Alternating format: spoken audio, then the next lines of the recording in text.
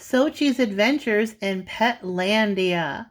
Sochi lived in Murrieta and dreamt of being a star with her very own TV show and chauffeur-driven car. But being cute and furry made stardom rather tough, especially if the only words she knew were woof and rough.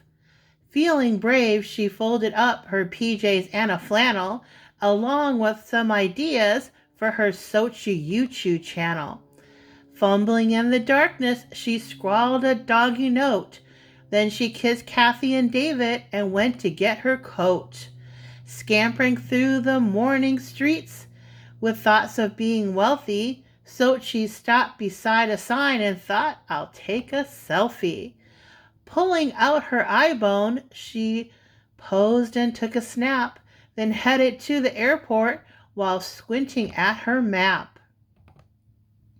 Sochi was excited because she'd never flown before, unless you count the time she slammed a laptop on her paw. When Sochi got to Hollywood, she set up several meets, but most of them went wrong because she tinkled on the seats. And even though she tried her best, the top dogs weren't impressed. We've seen your act before, kid, and look at how you're dressed.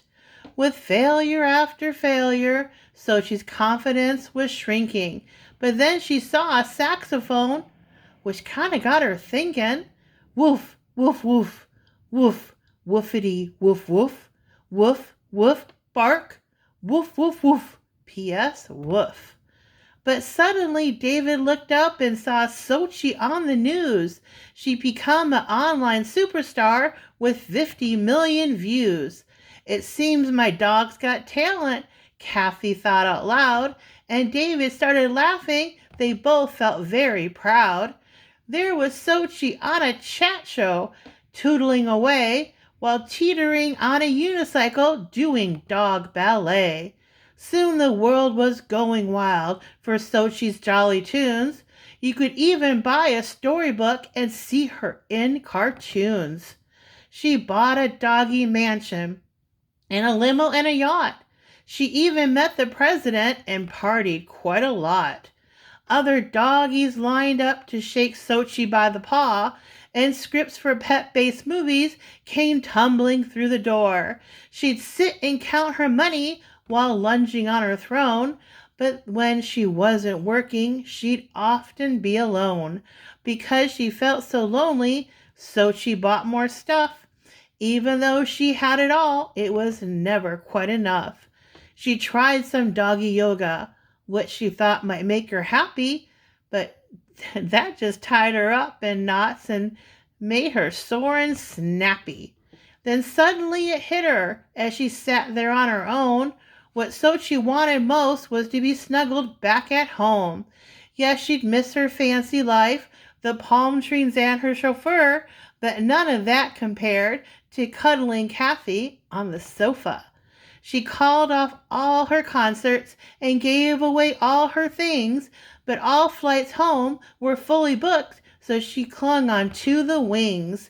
Hanging on for dear life, the plane took to the skies, made Sochi think of Kathy, and tears welled in her eyes. Soaring over Murrieta, Sochi thought I'd had a hoot, but home is where the heart is, so I need a parachute. Fumbling in her suitcase, she found a sparkly gown, then used it as she leapt off to sort of slow her down. Tumbling through the fluffy clouds was really quite a rush, but Sochi had to slow down or soon she'd be doggy mush. Just then she saw a mattress dumped upon a roof, so she steered herself towards it and touched down with a woof. Jumping into David's arms, Sochi cried with joy. Then Kathy squeezed the squeaker in a squishy, squashy toy. Fame is pretty epic, but snuggling is the best, thought Sochi as she curled up to enjoy a well-earned rest. Miles away in Hollywood, things were much the same, and countless pets arrived each day to search for wealth and fame.